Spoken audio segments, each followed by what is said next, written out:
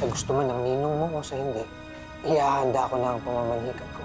Formal ko nang hihingin ng iyong kamay sa iyong ama. Nang sa gayon ay makasal na tayo. May balak pala akong umakyat ng ligaw sa iyong kaibigan. Isa lang sana ang hihiling sa iyo. Huwag mo lang sanang paglalaruan at sasaktan sa binibining Clyde. Nangako ako.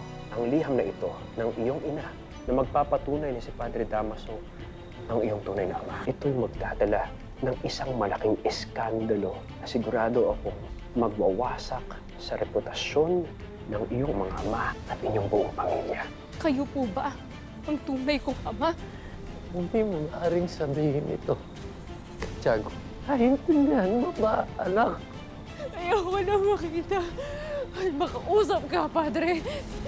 Sumpain nawa tayong lahat ng Panginoon! Bakit ka umiyak? Kinausap na po ni Sir Ibarra si Kapitan Tiago. Bukas na bukas, pupunta kami sa inyo para mamanhikan. Hindi na ako karapat-dapat para sa isang malinis na Ginoo na kagaya ni Crisostomo. Handa mo bang ipagpalit ang iyong mga ama para sa iyong nobyo? Huwag mo nang protektahan si Crisostomo hanggang alas 6 ng gabi. At kung hindi, ihanda mo ang iyong sarili sa parusa ng Diyos para sa iyong pamilya. Sabi mo na lamang kay Crisostomo na wag na muna tumuloy sa pamamanhikan. Hindi ko talaga maintindihan ano ba kasi talaga nangyayari. Basta sabi mo sa kanya na mahal ko siya. Sinabi ba sa inyo ni Maria Clara ang dahilan kung bakit ayaw niyo nang ituloy ang pamamanhikan? Hindi kaya tinakot at pinagbawalan na naman siya ni Padre Damaso na tanggapin ka at ituloy ang kasal mo? Ang liham ng aking ina. Buena niña, Maria.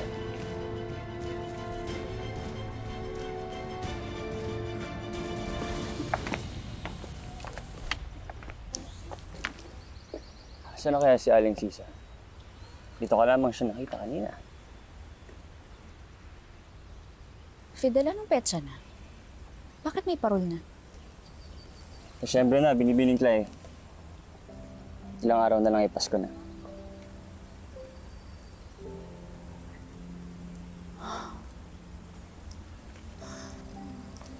Magpapasko na rin kaya sa amin?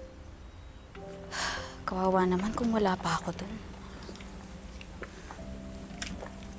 Ano ang iyong iniisip? Binibining Clay. Wala. Hindi ka na. Tapusin na natin ang kung anumang misyon ko dito nang makauwi na ako. Makauwi? Binibining Clay, saan ka naman uuwi? Sa ibang panahon ba? Sa hinaharap na inimbento mo upang ako'y paglaruan at pagtawanan. Sabi ko na nga ba, hindi ka rin maniniwala. Paano ko man paniniwalaan na kabalbalan ng isang dalagang batid na ako ay kayang paikutin sapagkat siya iniibig ko na? Sandali, bakit galit ka na naman? Ginusto ko bang maramdaman mo yan? Kung gano'n, wag mo akong paglalaroan, binibining Clay. Hindi kita pinaglalaroan. Ay, kung ayaw mo maniwala, okay, fine. Babu! Sandali, binibining Clay. Ang sabi ko, wag mo akong paglalaroan. Kung nais mo akong pahirapan sa pagsuyo sa'yo, tatanggapin ko yon. O kung nais mo akong utusan na ipagsiba kayo ng kahayo o pag-igib kayo ng tubig sa batis o balon, gagawin ko yon. Binibining Clay, lahat gagawin ko para sa'yo. Wag mo lang ako gawing sinto-sinto. Okay. Sorry.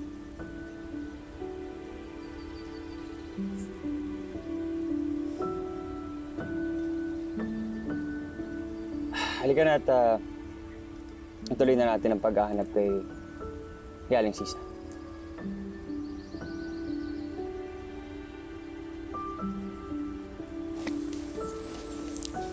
Gwapo pala siya pag galit. Oh, Maria Clara Infantes. Huwag kang bibigay. Huwag kang mafo-fall. Huwag kang mababaliw. Binibining Clay? Ano't sinasaktan mo ang iyong sarili? Wala. Halika na. Tuloy na natin ang paghahanap kay Ate Sisa.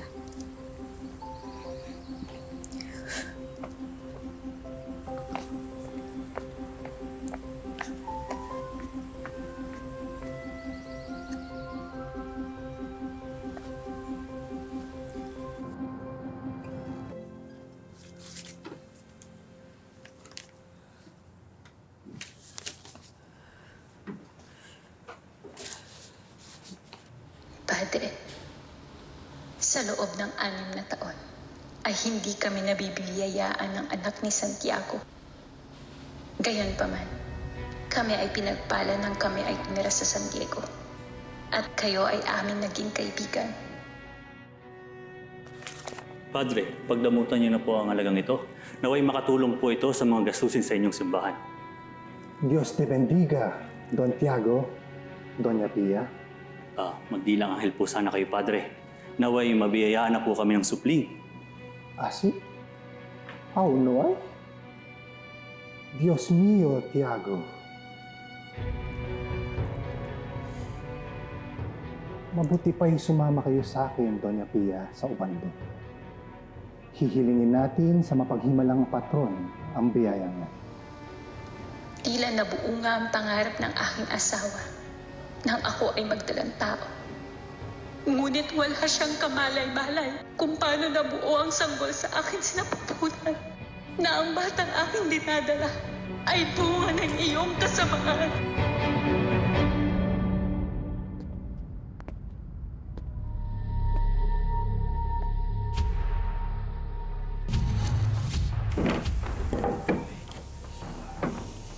Paumanhin po, Padre Damaso. Pero bakit ho tayo dito mangungutpisal? Huwag kang mag-alala. Magtiwala ka. Suélteme! No resistas más!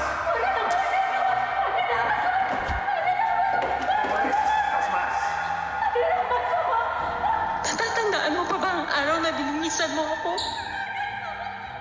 Napakasama mo, Praile!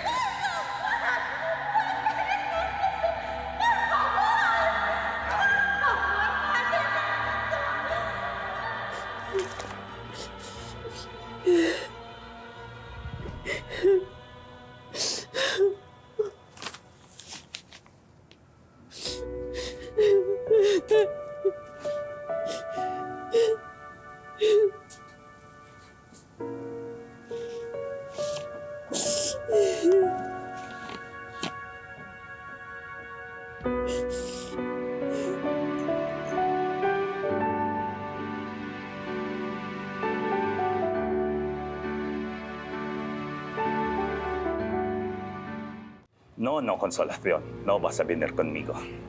Bakit hindi mo kayo sasama sa iyong dadalawang pagtitipon? Tingnan mo nga, ano yun na sarili? Ha? Ipahihiya mo lamang ako sa mga tao. Por favor! Cariño, por favor! Que no, Consolación! He dicho que no! Basta sasama ako! Kapag hindi ka titigil, hihiwalayan kita.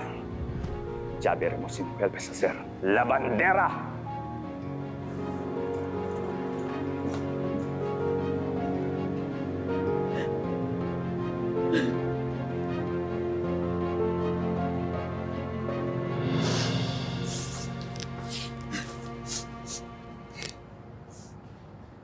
Basilio? Crispin? Nasaan kayo mga anak? Hoy! Sisa! Karine, umakyat ka rito at narito ang mga anak mo. Andiyan ang mga anak ko? Oo, halika na. Dali!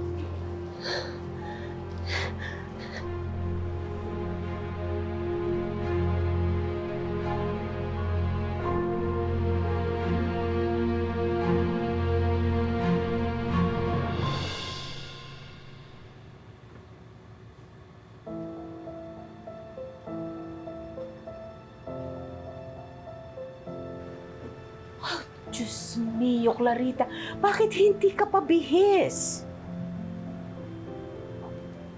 Clarita, naririnig mo ba ako? Ano ba nangyayari sa'yo? Nasa labas na si Crisostomo.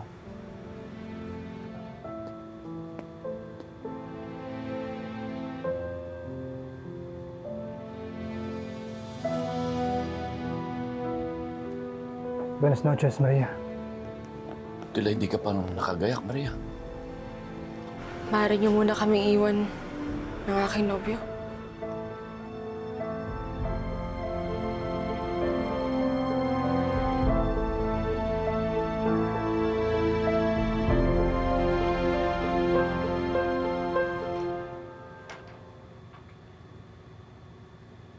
Maria,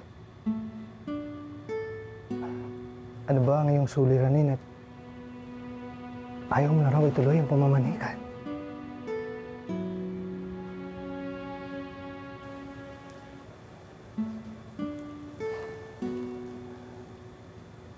Por favor, Maria.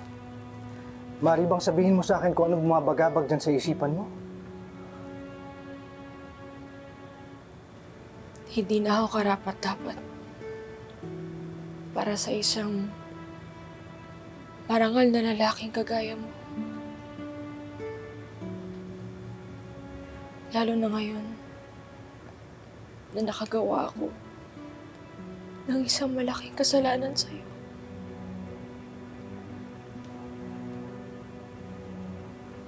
Yan ang meras kong Master Tunobia. Ngunit hindi ako uurong kahit ano pa man ang nagawa mo kasalanan. Ay iintindihin kita. Magtapat ka sa akin.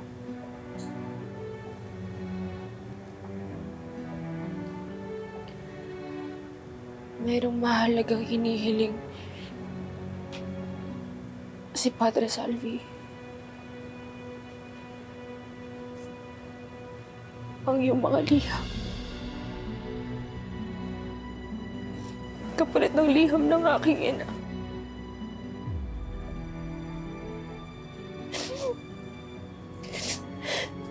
At yun na yung ginawa kong Crisosumong. Natraisyhan na mi amor. Ibinagkaloob ko sa kurang iyong mga liham. Perdóname, mi amor. Perdóname. Patawarin mo kung Crisosumong.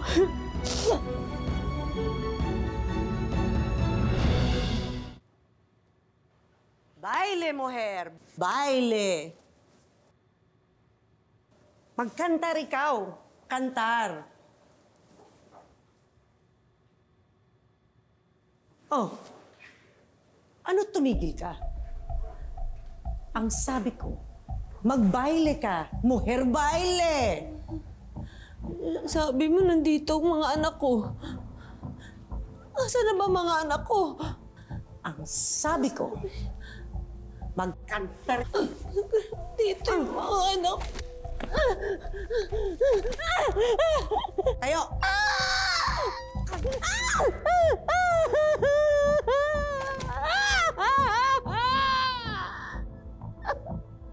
Magsayaw ka at umawit. Tayo!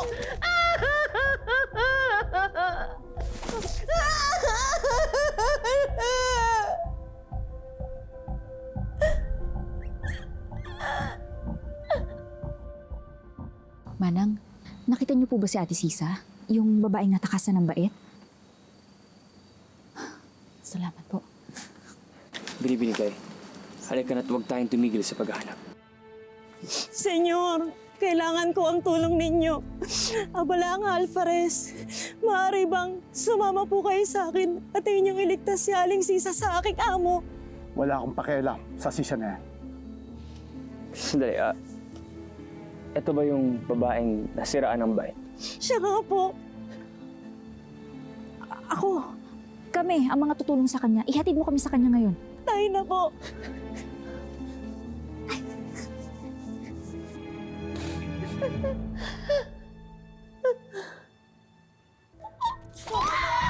Umawit! Baile!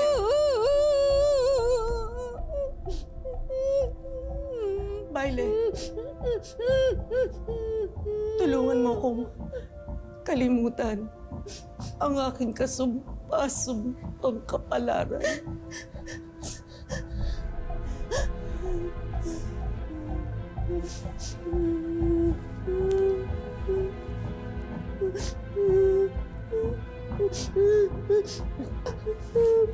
Baile!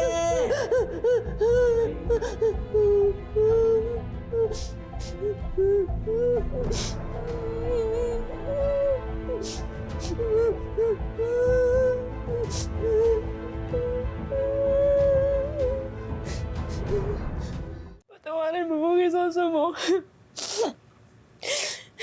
Napilitan lang akong gawin yun kasi tinakot niya ako.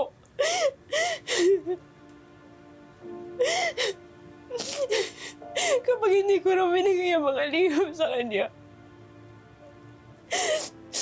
mawawasak at mapapahiya sa lahat ng mga tao, pabatang ninong.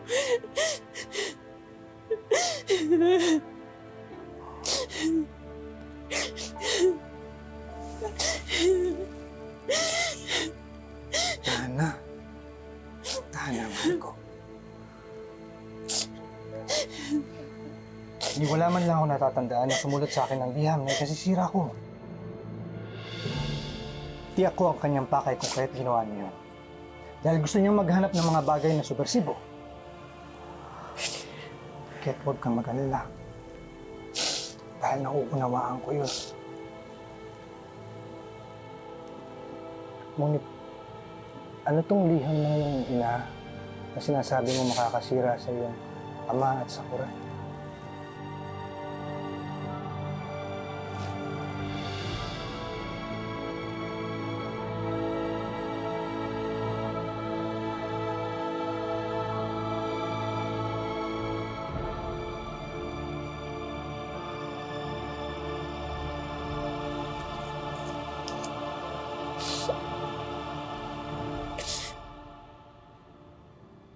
Magtiwala ka lang sana sa akin, Maria.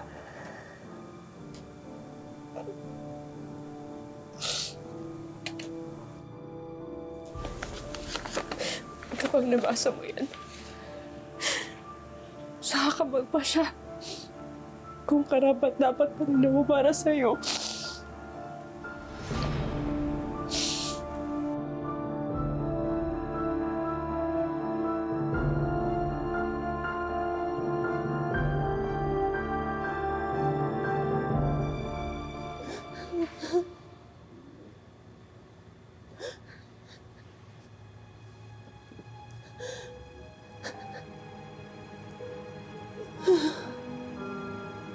Sayaw pa! Huwag niyo na lamang po isumbong na ako nagsabi sa inyo. Salamat. Kanta!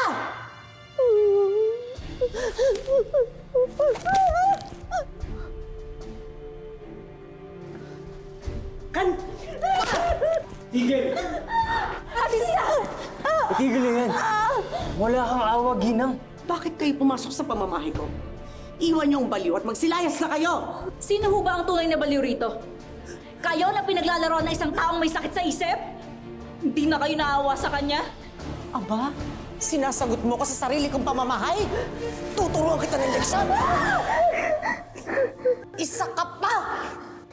Isusumbong ko kayo sa asawa ko. Ipapahuli niya kayo sa Gwardiya Sibil. Huwag ka nang magpanggap na mapangyarihan, Ginang. Batid naman ang buong San Diego na ikinakahiya ka ng Alferez. Kahit sa palagay ko ay hindi ipagpapalit na aming pagkakaibigan. Lalo na dahil lamang sa'yo na hindi namin niya pinapahalagaan.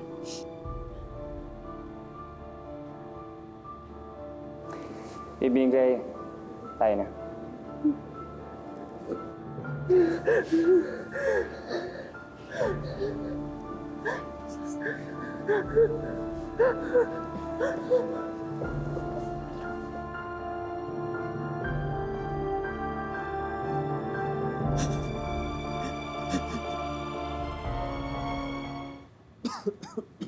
Hindi pa po ba sapat ang sinabi niya na kaya siya pinag-aral ng kanyang ama sa Europa upang magamit niya ang kanyang natutunan para makapaglingkod sa ating bayan? Hindi po ba subversibo yon, Padre?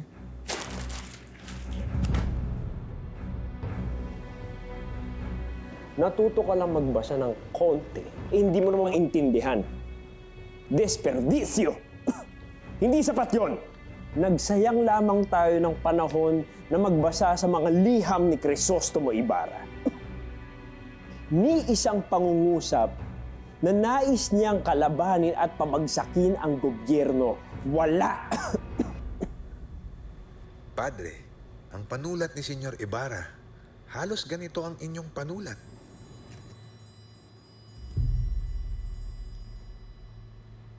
Tingnan mo nga naman.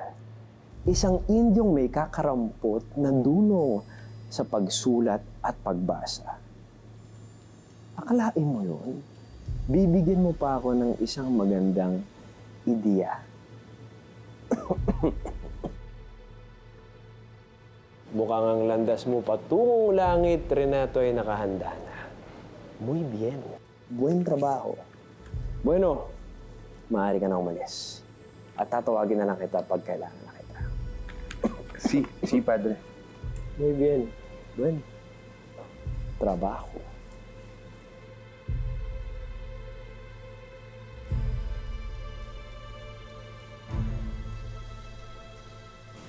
Nakikinikinita ko na ang aking tagumpay, Maria.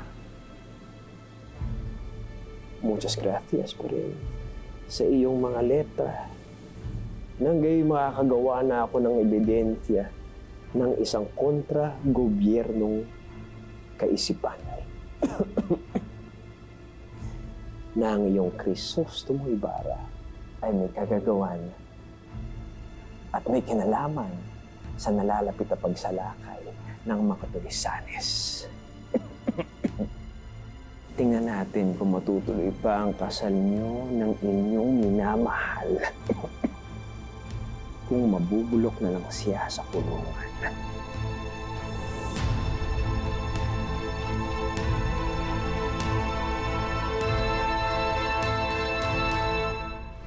Kaya-kayang baguhin ang nakalipas. Maiiba kaya ang mangyayari bukas. Bago mo gawin. Sama kasi ng panaginip ko tungkol kay Sir Ibarra. Panaginip lang naman yan. Sa bagay, mas mahalaga naman ang aking amigo sa'yo kaysa sa akin. Selos? Anong talinhaga ito na ating natutungayan sa ating bayan? Bihira magpunta mga buwitre rito. Bukas ng gabi, ituturing ng isang delinkwente si Crisostomo Ibarra